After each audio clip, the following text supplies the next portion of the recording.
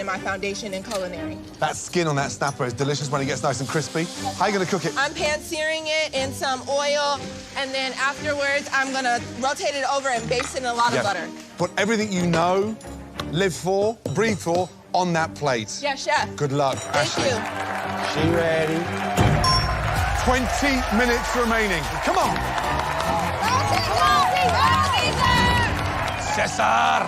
Chef Aron, how are you? How are you, my man? I'm doing great, You doing Chef. good? Yes, Chef. So talk to me about your appetizer. I'm doing an infladita, which is corn dough that you part cook on the griddle, and then you throw it in the deep fryer so they puff up, make a hollow shell, and then I'm gonna fill it in with this lobster that's gonna get tossed in this tomato sauce, Chef. Caesar, a lot can go wrong with that. What happens if the infladitas don't puff up? Well, then I might have to change the shape of my dough and call it something else, Chef. I got you. So it might be a taco by the end of the day, huh? Exactly, pretty much.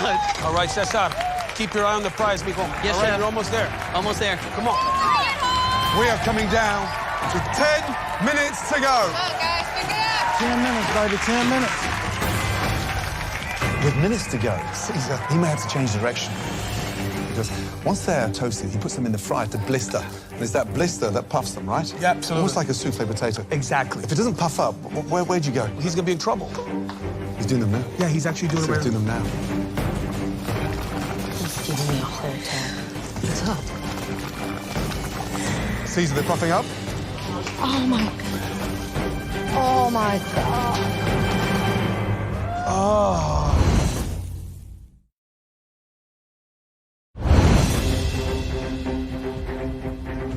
If it doesn't puff up, where'd you go? He's gonna be in trouble. What's up? Caesar, they're puffing up. Oh, my God. Oh, my God. Oh, Caesar.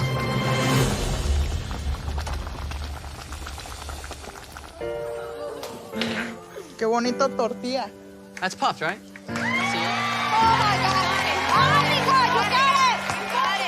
Do they collapse? No, not at all. As long as they have enough time to rest. Wow.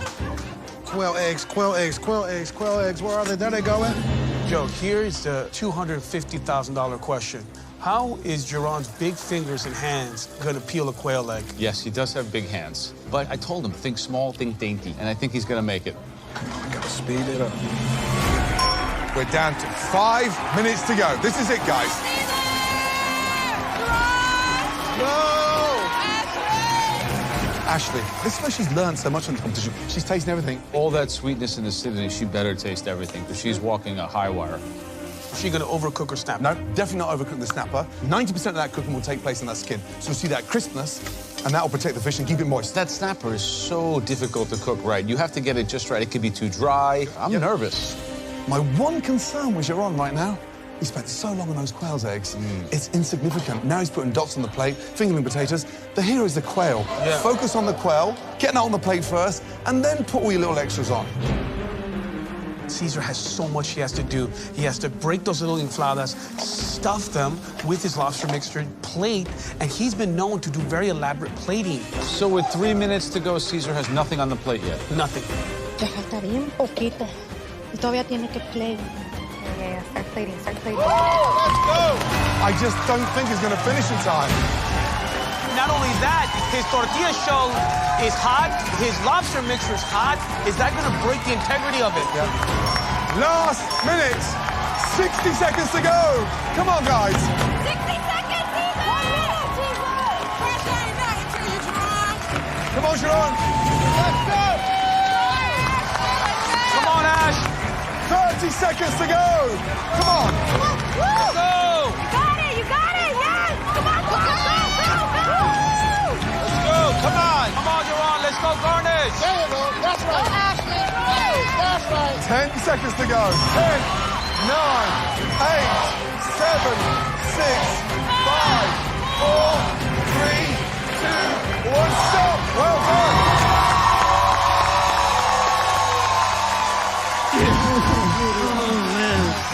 Well done. Oh my God! Now, all three of you, please, very carefully, bring your appetizers down to the front.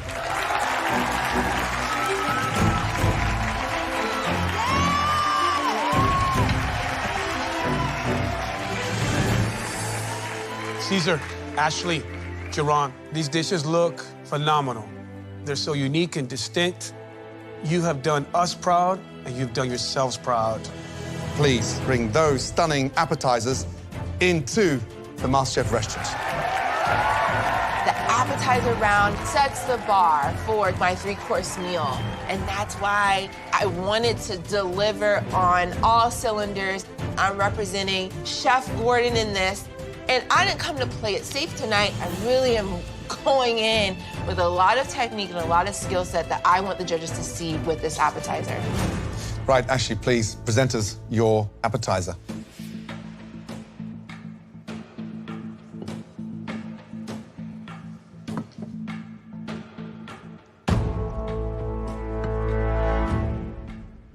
Ashley, please describe this dish. Tonight, I've prepared for you a pan-seared red snapper with spicy conch salad, malanga fritters, and an ahi coconut sauce.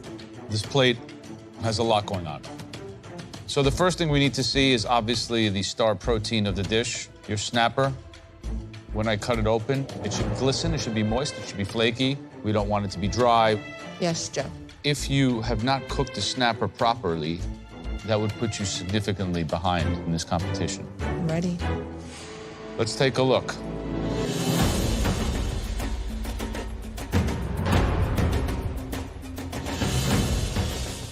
I have to say, Ashley, this snapper for me is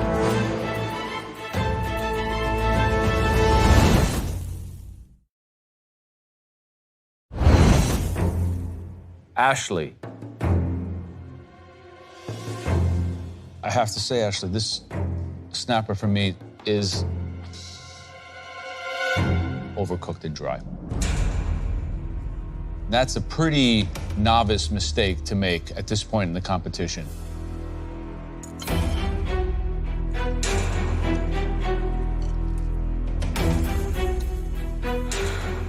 There's an incredible heat component in the fritter. What is that?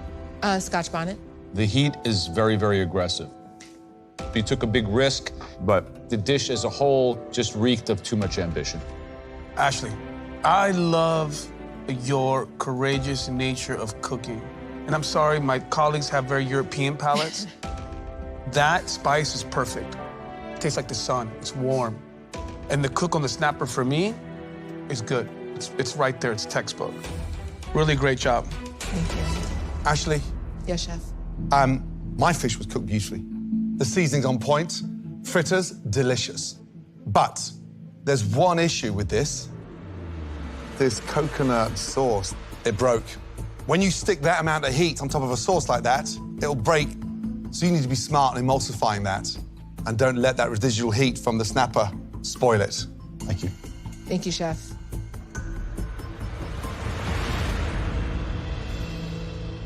Next up, the young home cook that I chose to give my apron to, Caesar.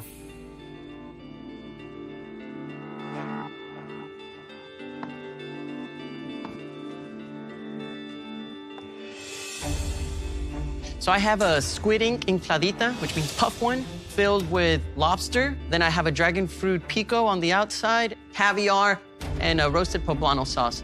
I'm always marveled by you. I'm inspired by the way that you view Mexican food in particular.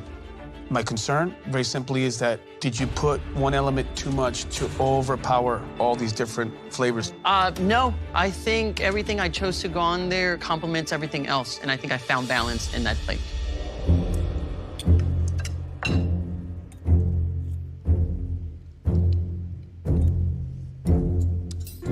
Caesar, that corn flavor of the inflada comes out beautifully, and it kind of becomes this little sponge for all that wonderful flavor of the lobster. I just dig so much. What I don't like, dragon fruit, it's a very difficult fruit to master, and I think it doesn't belong on this dish. Okay. But really impressive. Thank you. I have to say, Caesar, this dish hits the standard of excellence in a plate. Thank you, Joe. The poblano has a nice smoky richness. What really kind of makes this dish sing is that the lobster is cooked very well and seasoned really well. Excellent job. Very impressive. Thank you. I think MasterChef has just had their first UFL landing. Unidentified flying lobster. I mean, it looks like a spaceship, a very posh spaceship. But I love the ambition. You've nailed the lobster. Lobster's cooked beautifully, sweet. The roasted poblano sauce, the heat, it's just beautifully done.